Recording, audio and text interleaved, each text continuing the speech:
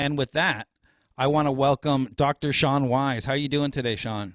I'm good. My wife told me this morning that this is a trilogy. This is the third of three that we get to do together. So I'm excited. Yeah, actually, it's our fourth. Well, there you go. I turned 50 last week, and the first thing to go is my mind. But that's okay. It's the third one from home. I think the first one was at your cottage or Like, whatnot, yeah, so may not have been included as part of the series. But I'm happy to be invited back. for those of you who don't know, Dr. Sean Wise was the entrepreneur in residence and helped launch Dragon's Den for the first 5 years, helped launch a Shark Tank. Is a professor of entrepreneurship at Ryerson University, has written 5 books on entrepreneurship. His students have seen over 2.1 billion in funding.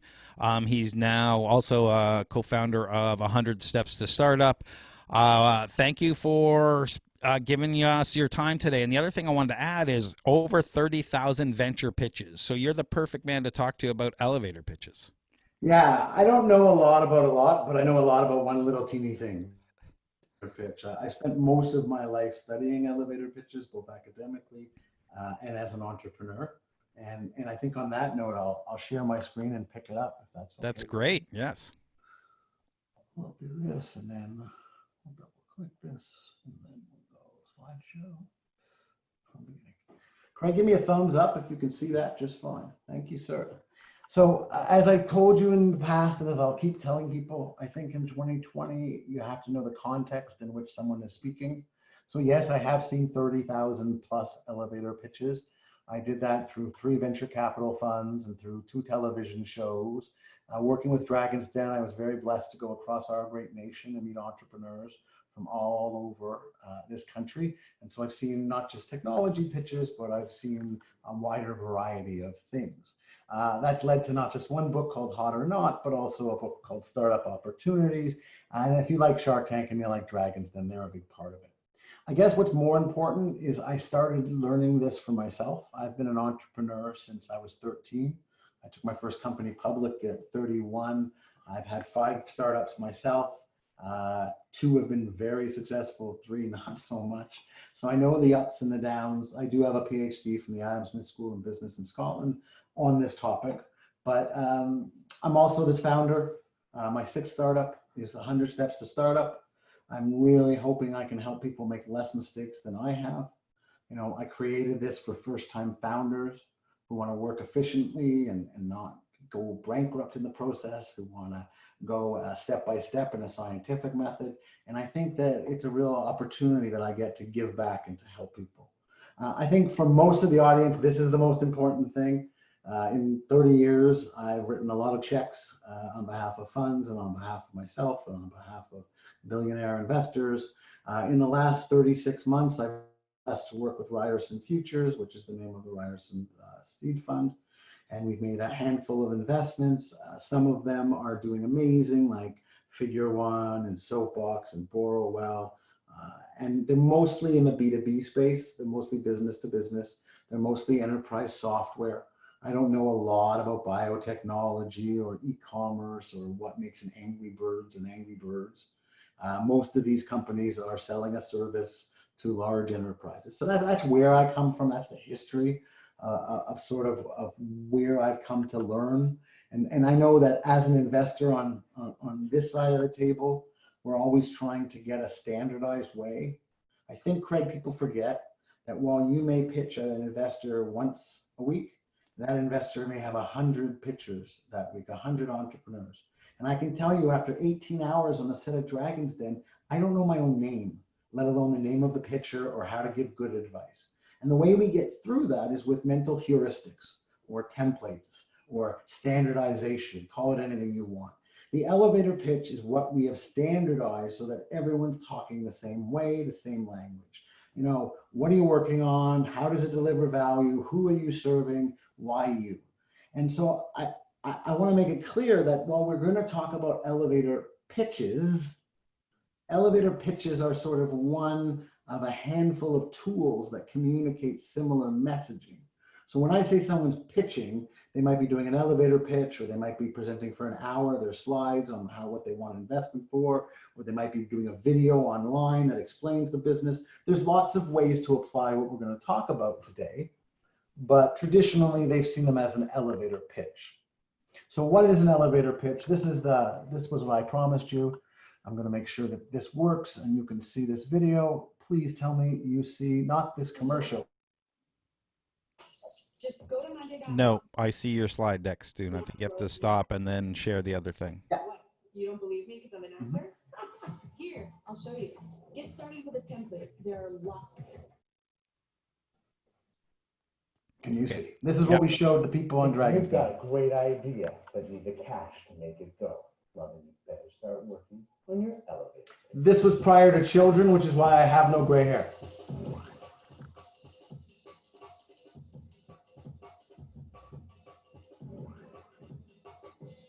What is an elevator pitch? It's the term used for the 2-minute presentation, the exact amount of time it takes to go from the lobby to the investor's office on the top floor to capture investor interest. Get it right, and they'll invite you into the boardroom. Get it wrong, and they'll call security. What makes a good elevator pitch? A good elevator pitch is made up of 2 key elements. First, you have to lay out the pain statement. What problem is it that you are trying to solve? Second, you must show the value proposition. How does your venture solve that problem? That may sound easy, but it's not. Every great elevator pitch must meet 4 key tests. First, it must be succinct. After all, this guy's only going to give you 2 minutes. Number 2, it must be easy to understand. There's no room for tech talk in an elevator pitch. Both your grandma and your grandkids have to get it. Number 3, it must be greed-inducing. After all, investors want to make money, and lots of it. Number 4, it has to be irrefutable. If your elevator pitch leaves investors with more questions than answers, well, you better go back to the drawing board.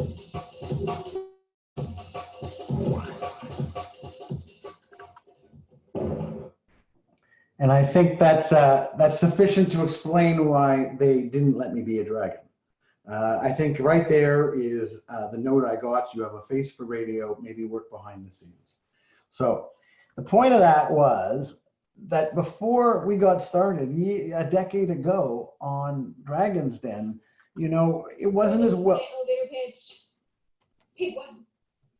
Hey, Lauren, YouTube keeps going. How's that? Yeah, and I'm looking for the link to post it in the chat room so people can click on it. There it is. We can distribute it after. Absolutely. So the elevator pitch itself, Craig, is made up of these 2 ideas. What is the problem you're solving, and how is it you add exponential value? That's the very basic of the elevator pitch. And then we teach students that they want to use a number of criteria to refine it. So is it irrefutable? If you're making statements where your audience is going, but I don't agree, I don't think that's true, then you're off to the wrong start. If you aren't able to do it before the elevator ends and you're not succinct, you have problems. If it cannot be understood, if it uses tech talk, you know, or it uses big syllable words, not going to go well for you. And finally, I always tell people it has to be greed-inducing. And by that, I don't just mean monetary greed. They have to see what's in it. How will this make someone want to buy it? How will this compel us to move forward? So people struggle with writing their own. So I thought maybe we could do a few examples. So Craig, I'm going to read you an elevator pitch, and I want you to tell me what business you think it is. You must get at least 2 out of 3 correct. Are you ready? According to the American Medical Association, 90% of people want to have sex longer than their bodies will allow. Our blue FDA-approved pill allows them to do so in a cost-effective, embarrassment-free, clinically proven manner. I'm not saying anything about you personally, Craig, but what are we talking about?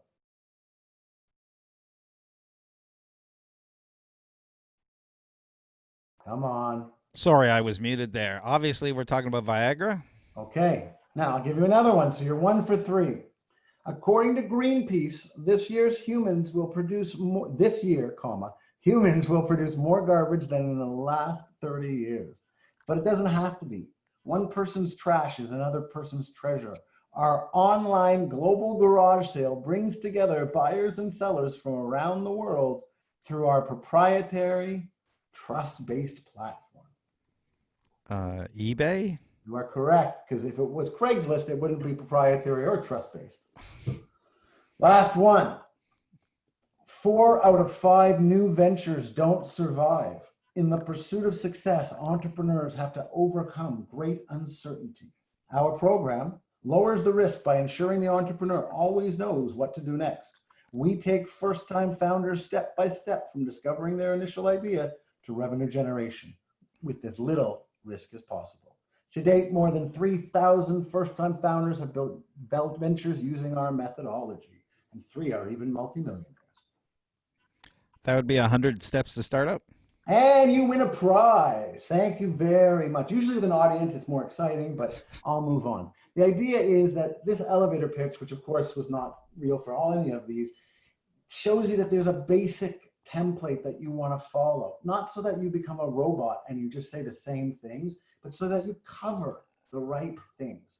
So if you're too broad and you don't say anything, if you don't get any excitement, if you go on too long and someone cuts you off like a vice presidential debate, if it's not targeted, every pitch is a different audience and it should say the same thing, but you can fix it and twist it and make it a little different depending on who's listening.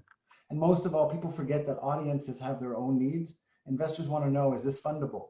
Can I make a return on it? They don't care about why you came to the idea. They want to know if it's a good portfolio company. So always thinking about who you're pitching is a very big, good idea. Other good ideas, using an analogy, using third-party validation, quoting a source like the American Medical Association. No one's going to look it up. Just the same, you can't make it up. But you need to have someone other than you thinking this is a good idea. If you can say 9 out of 10 of our customers buy again within 24 hours, I don't need the American Medical Association because customers say that. But if you're pre-customer, you need to be able to show that you're not the only crazy person who thinks this is a good idea. As an investor, the truth is I'm not really listening. I'm listening for why to say no. Oh, this is biotechnology, not for me. Oh, this is too late stage, not for me. Oh, this is in New York City. I only invest in Toronto, not for me. Oh, this person has no idea how to elevator pitch. They lack the basic skills of an entrepreneur, not for me. And so investors do these things hundreds of times a month. And so we know it's unique for you, but not for us. So the more you can stick to the 10 magic slides, the more you can stick to the elevator pitch we're expecting, the easier we can figure out if we can help you. We see it all the time on Dragon's Den and Shark Tank. People have unrealistic objectives and they're unsophisticated. And that's just, today there's no reason for that. Today, there's all this information about how elevator pitches work and how investment works. It's no longer the black hole that it was in the 90s, where you didn't really understand how Sand Hill Road worked. We now know all of this, right? You don't go pitch an idea. You go pitch traction. You don't go raise money for a concept. You go raise money to expand a business. Things have changed. And if you can't tap into that, then a lot of investors become very uncomfortable. I think that we're going to talk a lot about elevator pitches today, which is why I wanted to finish up so quickly. But I think it's really important that every entrepreneur, whether it's a social venture, a capitalistic venture, whether it's a franchise, I think you have to master your personal elevator pitch. Because the job of an entrepreneur is to attract resources, to attract investors and partnerships and employees and customers, and to do that while trying to figure out your business. Right? The definition of a startup is a novel venture searching for a repeatable, scalable, sustainable business model. And that takes a lot of experimenting. And every experiment, every customer interaction starts with the elevator pitch. My professor, Steve Blank, who is one of the originators of the Lean Startup, he draws it like this.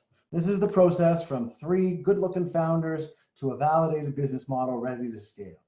But what I want to show you is where all the elevator pitching comes in, right? You pitch when you bring in co-founders on, When you're working with customers to validate the pain and to understand the solutions needs, you're doing pitching. You're pitching when you're trying to expand your sales channels. You're pitching when you're trying to validate different parts of the business model. You know, we use at 100 Steps to Startup, we use this map. It sort of breaks it down a little bit more. But again, if I map on top of this, every time an elevator pitch is going to be required or used in the first 100 activities of a startup, you see quite a few of them.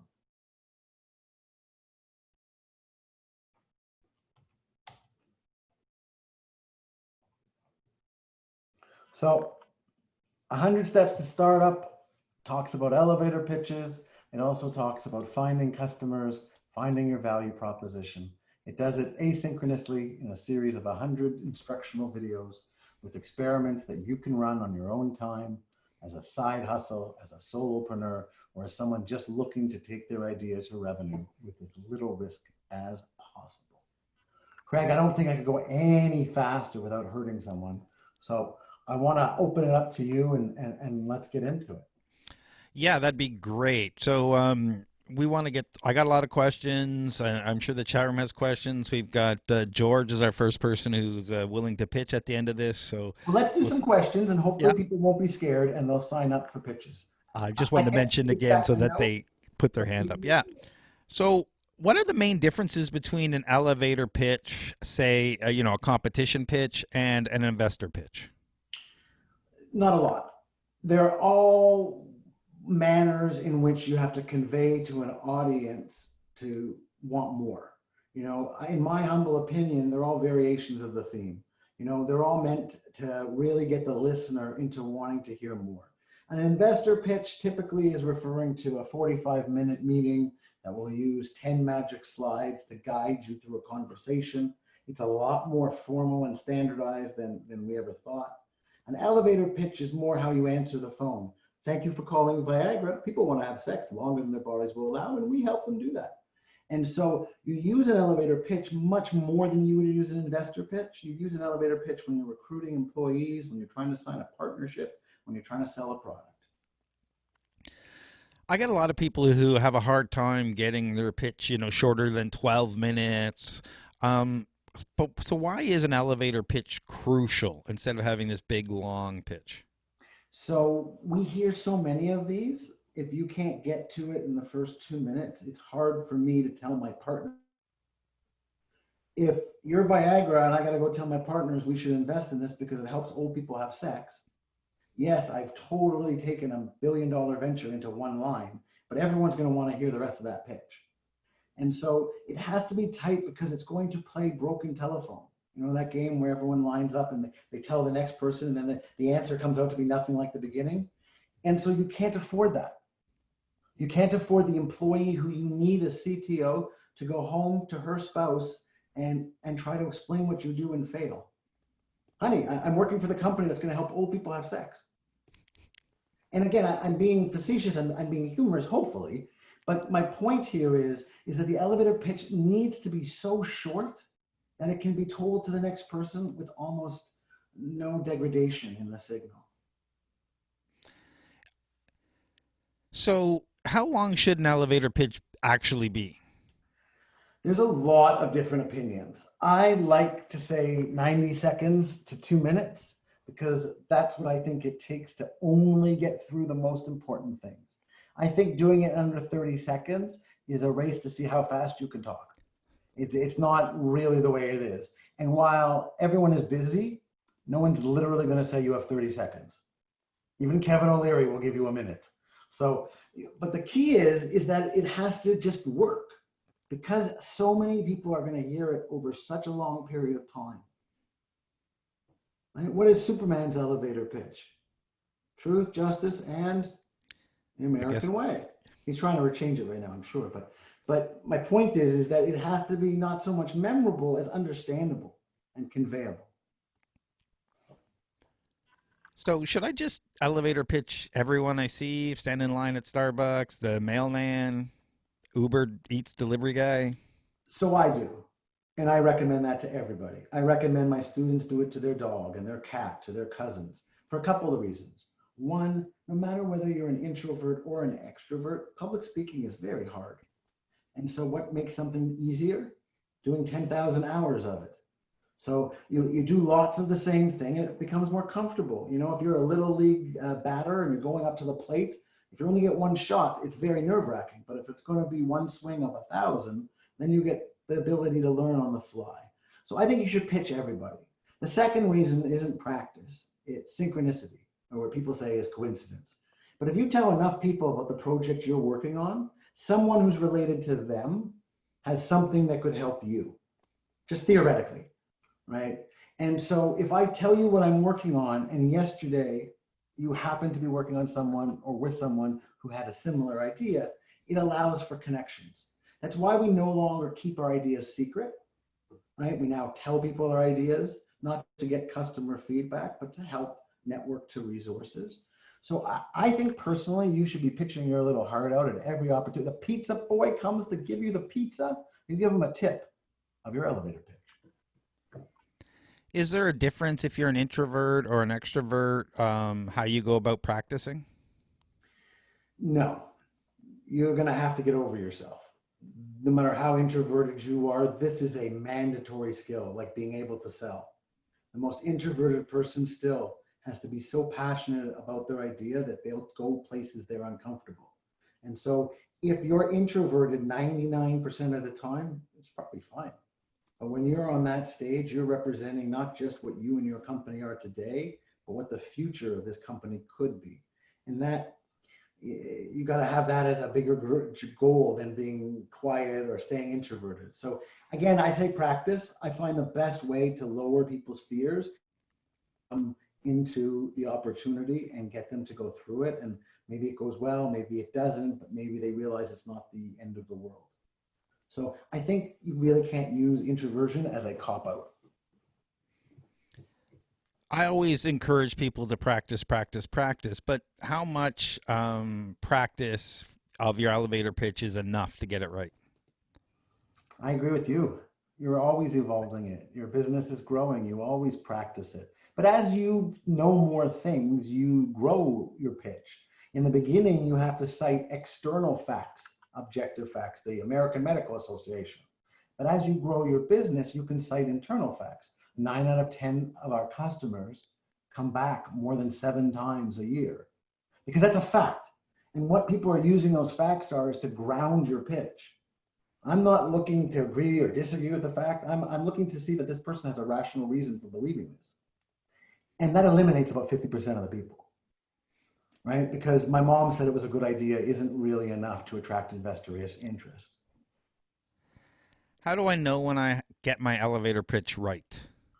I would say when it depends on your goal. So if you're looking to raise money, you get it right when you've raised money. I mean, it might take 9 out of 10, it might take 3 out of 4. I mean, the more you do it, the less it takes because you get better. But I think it's just an ongoing process. I don't think it's you do it and then you're done. I think it comes up almost every day. You know, wait, what do you do on a networking call? Or, you know, you're in a customer meeting. And so I think you keep practicing, you keep evolving it, and you keep making it better because the situation changes. Now, a lot of elevator pitches start with in a pandemic, right? Because that's a context. Zoom has never been more valuable than in a pandemic, right? So I think it's a life skill. I think it's something you constantly pitch and constantly refine. And I think the more comfortable you are with it, the faster the learning goes. When it comes to elevator pitching, you know, when you do a regular pitch for a competition, there's different things you want to stress. If They you're give you a pitching, rubric usually. yeah, Here's the 5 things that we're going to judge you on. absolutely. And one of the things I always about with entrepreneurs, keep your audience in mind when you're pitching. You know, if you're pitching at the CNE and people are walking by, you got to bring them in. You know, they don't care about you. If you're at a competition, the judges are paying attention so you can, you know, have a little bit more leeway. Do I need to keep my audience in mind when performing an elevator pitch? So Dale Carnegie, 100 years ago, wrote How to Win Friends and Influence People. And that book taught me that nobody cares about what my goals are. They care about their goals. So when you're at a competition and you have 3 judges, the judges' goals are to pick the winner that will get them in the least amount of trouble, right? If they pick a winner because they think it's great and that person burns down the competition, it ain't so great.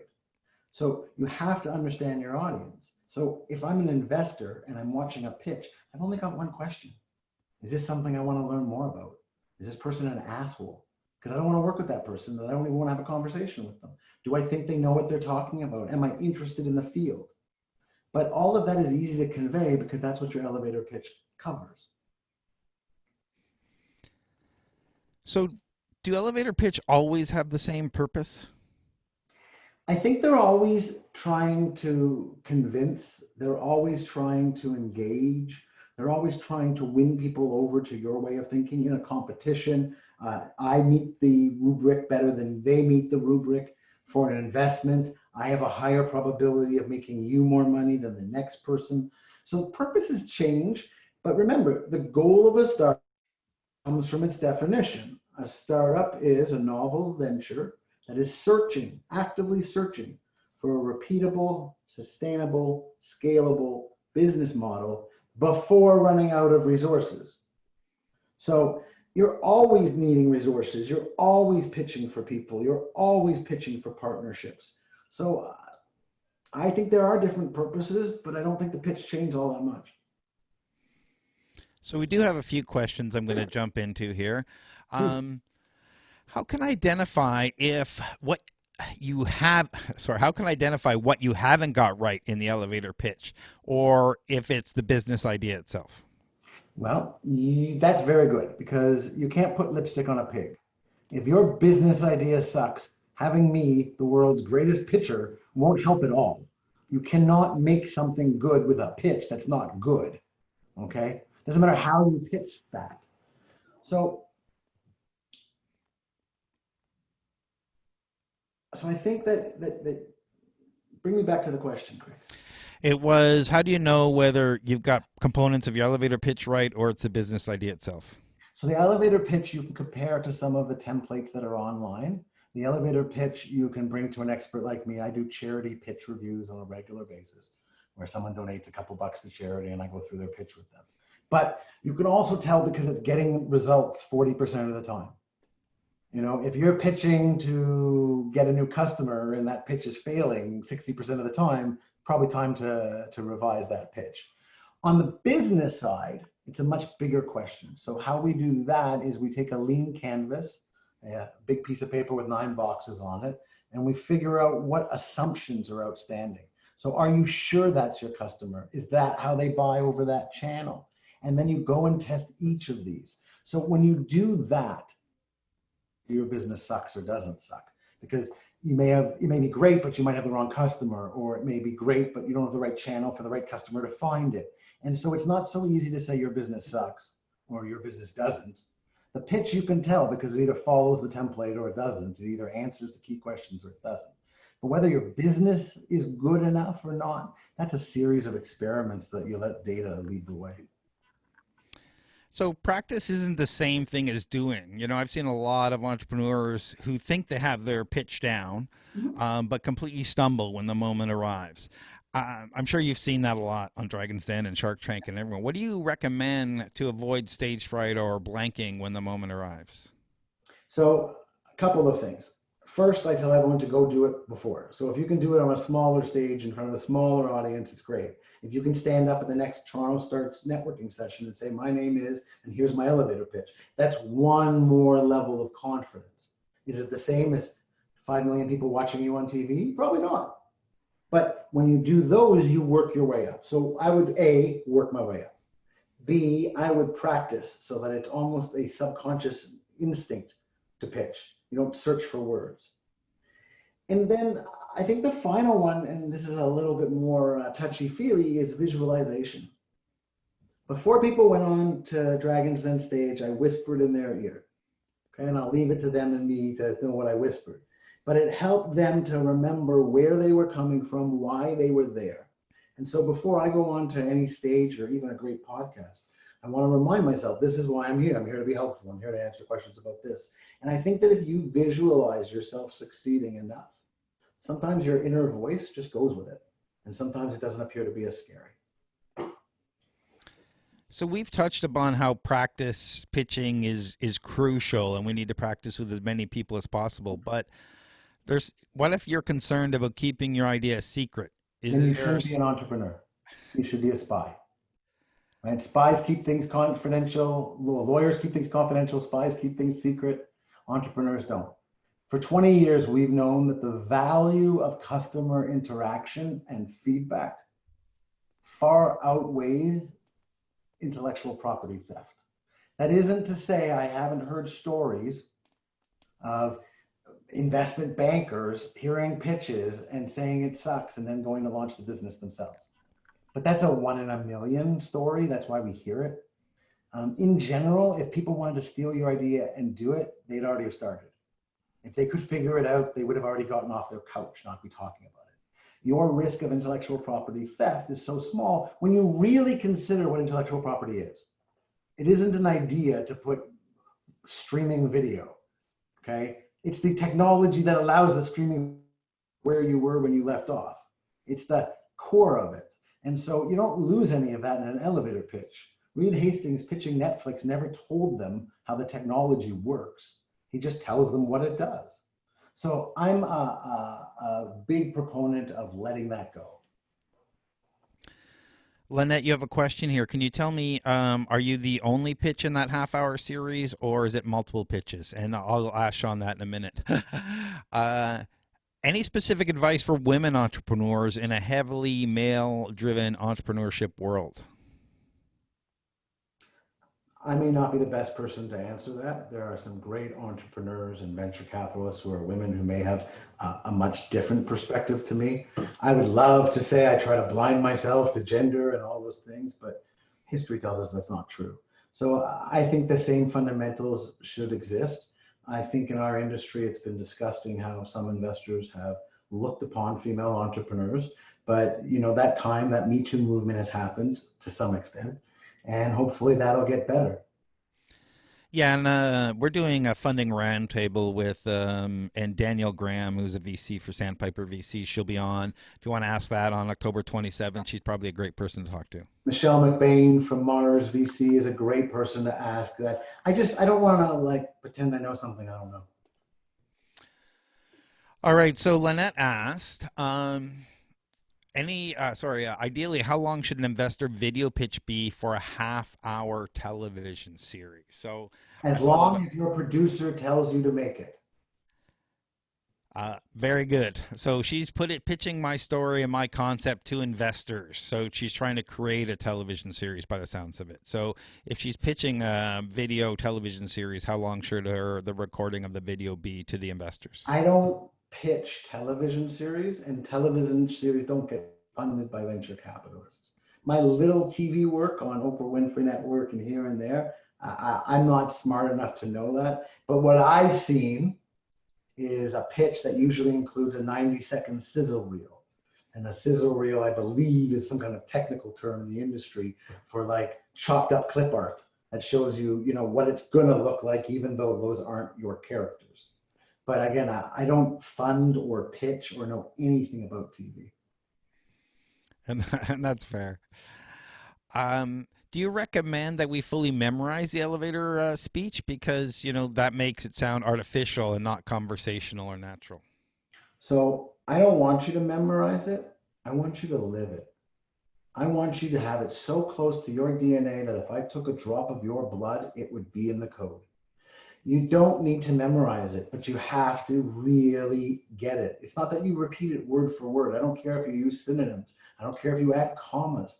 But what is the problem? How are we solving it? Why is it exponentially better? You got to get through that.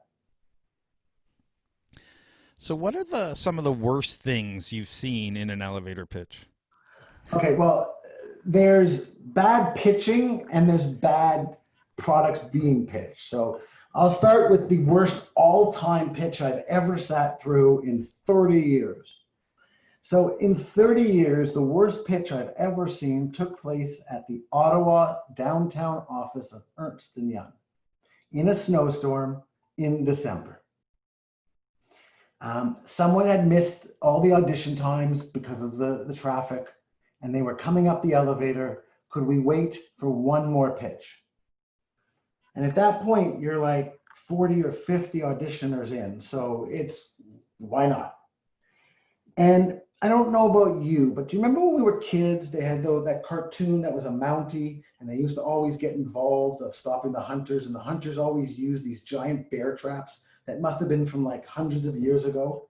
So this person comes in and throws a 1 meter sized bear trap, like this big, open to the middle of the conference board table. And it's rusty and jagged. And I'm thinking I could look at this stranger and it would chop off a hand. Like, just, you see why they've been banned, like, just horrifying.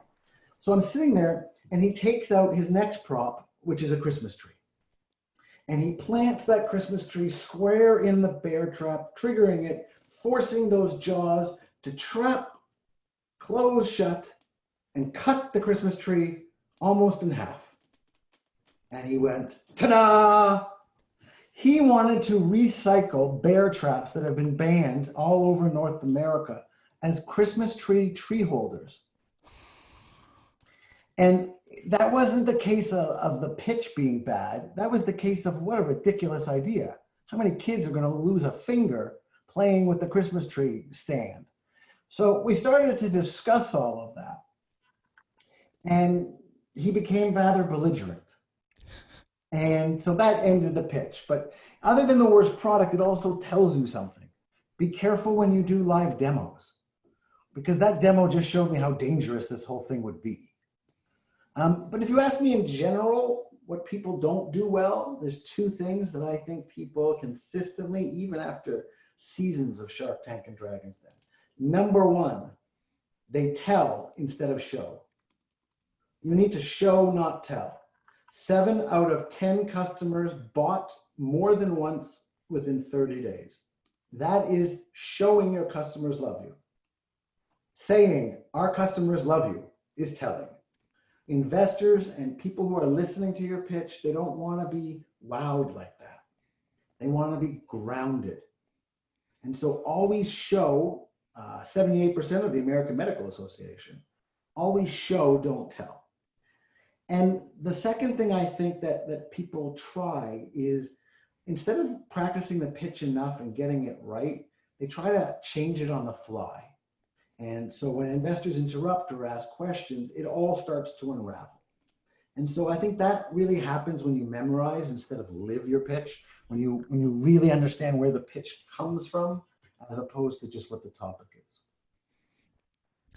Thank you. And that's all the questions right now. And I think we've got our first volunteer. George, are you ready to pitch? I'm going to press the allow to talk button. Hey, George, are you here? Yeah. Hi, Craig. Can you hear me? Yeah, we can hear you fine. Go ahead, George. Pitch away. Excellent. Great. Thanks, Craig. And thanks, Sean. So my name is George O'Neill. I'm the CEO and co-founder of Revalio. And what we're building is an online advisory platform to help consumers manage the biggest asset that they typically own, which is their home. And currently, there's no way for them to effectively manage this without dealing with a bunch of people independently, like talking to their mortgage broker, talking to their accountant, talking to a real estate agent to understand where they are specifically at any single point in time. And 2 years ago, specifically, I had to deal with this. And it was a very frustrating experience. Unfortunately, my mother had passed away, and we had to deal with her house in Fredericton, New Brunswick. So the elevator stopped and we're getting out. So my question is, George, is the mother example, which I hate interrupting you on, is that core to this pitch, or can we get to how it works? Because you've already gone off the rails. Okay. Well, it was core to the pitch to provide a real life example of how I determined the problem myself. Then carry on. Forgive me for interrupting. Yeah. So when trying to deal with her house, we found it was very frustrating and a very manual process where we had to totally rely on people that we didn't know in Fredericton. And we actually know something about real estate. I owned a real estate brokerage myself. We grew up in the real estate industry, and I actually most recently ran a $9 billion multiple listing service in Ontario. But having even that information of the industry, we found this situation frustrating. So what we come up with, we think, is a better solution. And it's an online platform that allows consumers to check themselves starting with what's the current value of their house and manage that value over time to improve it. So it's kind of like a credit score, an instant credit score for their house. Our revenue model is based on referrals working with industry partners, and we've already done some business with that to validate that it works. We've got 3 very strong co-founders. A chief technology officer who used to work for George Weston, myself, who I mentioned I ran a marketplace, a real estate marketplace, and I own a real estate brokerage. And the third co-founder, she is a broker of record. So our value is building this. All right, I'm going to cut it off there. So that was a little over 90 seconds. Sean, go ahead. Okay. Just 2 questions, George, before I provide any feedback. Sure. How many people have used the platform? We've had over 3,000 people use the platform. We've had 2 business transactions through it, but these are large transactions. And those 3,000, yes. How did you find them? They found us. Great. And of those 3,000, how many were satisfied, and how do you know that? Well, so great question. Those 3,000 did a search using our platform to determine valuation for their houses. Okay. 2 of those ended up being transactions, and this is in the last 6 months. And there may be more, but they didn't report that. Correct. And as you know, use your valuation, could I not, without telling you I used it? Because I 100%. In fact, we encourage that. Okay. Yeah. So if I were to coach you, I would suggest that you have way more than an idea, and you should be pitching what you're doing, not the future state. So okay. Number 1, how many times in Ontario have houses changed hands? How many times have people needed a valuation? How many valuations are done a year? However number you have. And why is that ineffectual? Instead of talking about the work you did in Fredericton or your mother, which is a 1 example, I would have liked you to find out what those 3,000 people did. So the 3,000 first early adopters came to us because they agreed this was a problem. After using our service, 9 out of 10 of them confirmed they would pay for it if they could use it as part of their transaction. While I like the mother story, while I feel if you have a lot more time and you can build character, I think that's good. But if all you're doing is 90 seconds to get me to follow up, knowing that it's live, knowing that you used real people, knowing that there's been real results, will get that conversation more than anything I've heard. I love the discussion of who the founders are, but that's in the boardroom, not in the elevator, in my opinion. No, George, you kind of, those rules were kind of like what Will does with storytelling and stuff on a 5-minute plus pitch. So you can really tell the founder story and why that came. But when you have 90 seconds, that's all you have. Very good. Thanks. Thanks, guys. And I think it's an interesting business, George. I do. I just think you could lead with more facts that aren't necessarily in your favor because they're said by other people, as opposed to, everyone I met on Dragon's Den told me they had the greatest business ever. But numbers tell you a different story. So I think, George, you have those numbers, and that's what I'm encouraging you, because other people will just not see the difference between this and someone who doesn't have that if you don't give them that. I agree that completely. Hey, Jordan, you're up next. Hi, Jordan. You'll have to unmute yourself. I've unmuted you here. Hang on. All right, ready to go. Go ahead. August 6, 2015. I'm in a crowd at Air Canada Centre with 23,000 people. As I look around, I see grown men hugging and crying. The Tragically Hit has just performed, and it's his last show that he will ever do in Toronto. Today, the music industry is seeing record global growth, yet 91% of musicians are unsigned, and 83% of musicians make $22,000 a year, which is why we created Muco, a social music app where musicians can make money and grow their fan base, while music fans can create their own music videos and easily discover new music. Muco is SoundCloud meets TikTok. This is a direct-to-consumer, all-in-one music destination where users can watch, listen, and share music content. And our technology empowers people to express themselves through the music they love and socialize with others through the universal language. Come join us on our mission to help musicians while giving fans the greatest digital music experience in the world. Thanks, Jordan. Yeah. So I was at that show when the Tragically Hit played. Amazing. Yeah, I blanked out there for a second, but yeah. And it has nothing to do with this pitch. True. And yeah, completely wasting time. Got you. Story. But if I had 90 seconds, I wouldn't have talked about this at all. Got you. As for being SoundCloud or TikTok, when Right. someone says we are the X of Y, Right. they're suggesting we have the exact same business model. So we are the Netflix of books, is what Audible might say itself is, right? Kindle is the Amazon library, okay? You're not SoundCloud and you're not TikTok. You're OnlyFans, except instead of dirty content, it's music. Because you're not going to be able to play everybody. You're going to play the people who signed up for you. And so Right. OnlyFans model is there are all these really famous porn stars, and then there's these middle ground people. And OnlyFans seems to be this gathering where non-significant, non-signed influencers seem to go. So I would be very hesitant to say we're the X of Y unless you actually mapped your business model onto theirs. And I'm happy to hear if I was wrong, but I thought SoundCloud, you pay a monthly fee and you get to listen unlimited. And TikTok, you didn't remix your favorite bands, you put up your own stuff. But I'm too old to know any of that. Yeah, not really. Well, you did nail it in terms of the business model. So then go with that. Why do people use OnlyFans? Right. Why would musicians use OnlyFans? It's more of the going after Tom Cochran. We're not going after Gord Downey. We're going after Bob down the street who has 3,000 fans. right. Bob. And that's what I got from it, Jordan. But Yeah. most people won't put up with that. There's just too much fluff in there. If it doesn't get that, most people aren't famous band people. Yeah. Most musicians are making $22,000 a year. But they want to be the famous people. We give them the tools to do that while monetizing their small micro communities. Right? Yes, The Rock, the people's champion, has 3 million followers or 300 million followers, but you don't, and your rock stars won't.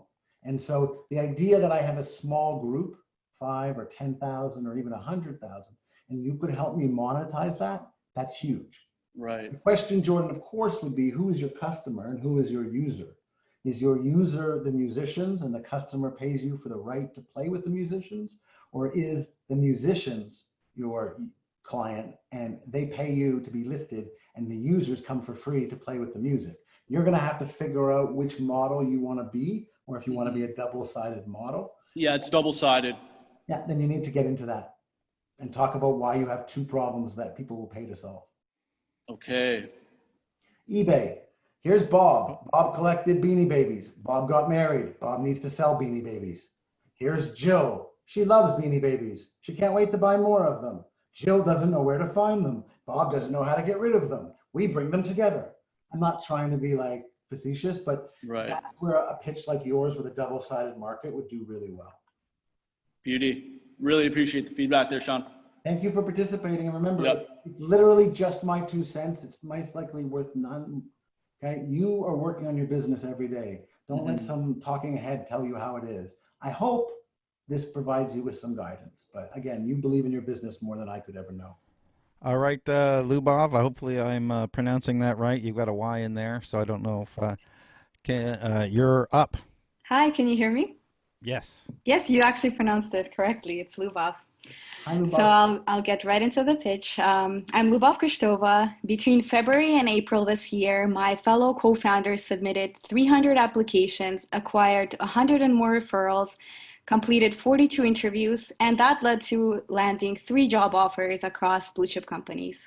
Job seeking, especially during a pandemic, was really challenging. We saw many of our friends and family members losing their jobs, with many others fearing the same. And this fueled our mission to give everyone the opportunity to stand out during their job search and achieve their career goals. Our startup, called Blue Chip Taco, connects job seekers with industry professionals who can walk them through the hiring process, providing guidance on resumes, mock interviews, and career advice. We surveyed 450 job seekers and potential mentors, and 80% called out that getting an interview was the most difficult step of their job seeking process. 71% believed that mentorship and guidance was the best way to get insight into a company, and 60% called out that they would be willing to pay for this service. So how does Blue Chip Taco work? As job seekers signs up on our site, browses through mentors from many organizations, filtering them out by industry, role, service they offer, and they go through a simple process of booking time with that mentor, and that's it.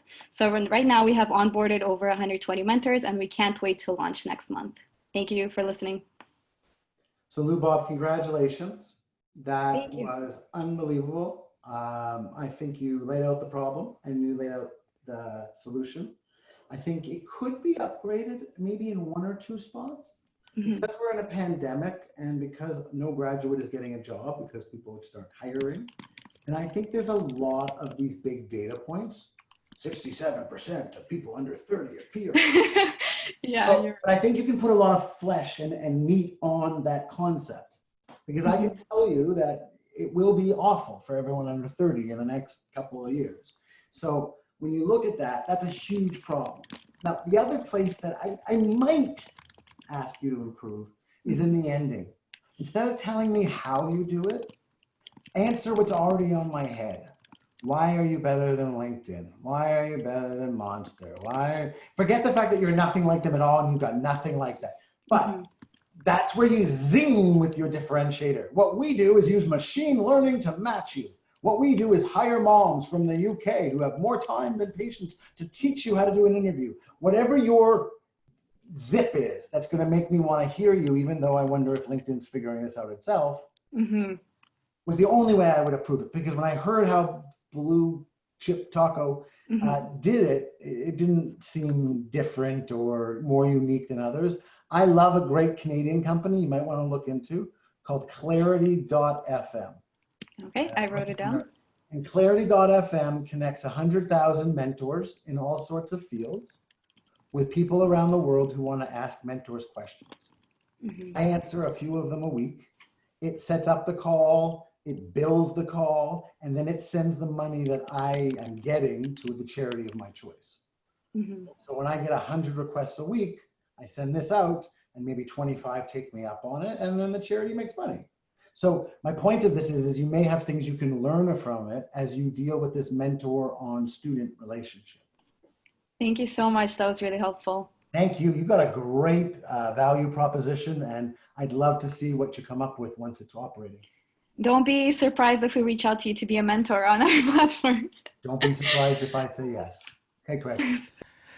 Do you have time for one more? Got one more, then I got to go get the kids. Hang on. Cancel here. Allow to talk. Oh, I Make don't it a know good why. one. Not why do the dragons, if they're so rich, never change their clothes? Something's funny's happening here. It's asking me to. Can you hear it? Can Ramirez? Are you there? Is he gone? I think he's gone. I think we lost him. Maybe we leave it there then. Yeah, all right, we'll leave it there. So, one last thing. Tell us one more time about 100 Steps to Startups and where people can find out more. Yeah, 100 Steps to Startup at www.100steps2startup. I'm sure Craig has the link. Is just my effort to give back, to help share the process by which we teach at Ryerson, where we learn from the Lean Startup and MIT, how to go from an idea or even before an idea all the way up to revenue and then all the way up to profit and then into scaling. We've had 2 decades of huge startup success. These answers were once unknown. They are known now. We know step by step how Google and Amazon and Tinder, how they grow their businesses and how they work through it. And that's where we came up with 100 Steps to Startup. So if you're thinking about getting your business on the right track, we'd love to help. And thank you again for taking the time. This was great. The feedback on the pitches was fantastic. I really appreciate it. Thank you very much. And thank you to all the entrepreneurs that participated. Thank you, everyone.